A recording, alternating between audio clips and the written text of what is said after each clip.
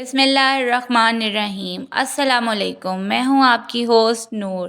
آج میں آپ کے ساتھ شیئر کروں گی کہ مئی کا مہینہ آپ سب کے لیے کیسا رہے گا۔ ہمارا چوتھا برج ہے برج سرطان، کینسر والے کینسیرینس آپ کے لیے وینس کا جو ٹرانزٹ ہے وہ ہے تو بہت اچھا ہے۔ اس میں آپ کو دولت بھی نظر آ رہی ہے، محبت اور پیار بھی ملے گا۔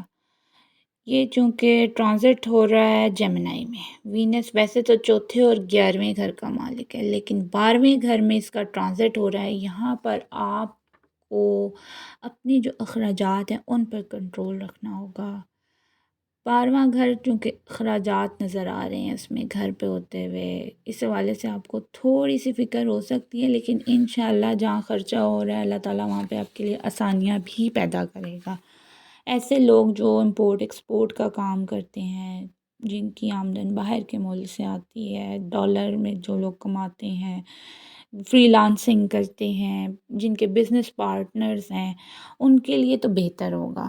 لیکن اس میں آپ کے لیے نظر آ رہا ہے کہ گھر کی سجاوٹ کی آپ بہت ساری چیزیں خریدیں گے، اس کے علاوہ بچوں پہ پیسہ خرچ کریں گے، گھر والوں کی سہولیات میں ہی آپ کا پیسہ خرچ ہوتا نظر آ رہا ہے۔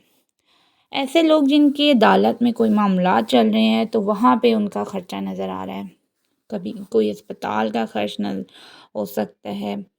ویسے تو محبت کے معاملات ٹھیک رہیں گے، میاں بیوی کے معاملات بھی آپ کے ٹھیک رہیں گے، لیکن آپ کے اسی حوالے سے ہے کہ آپ کے اخراجات میں زیادہ اضافہ ہوگا۔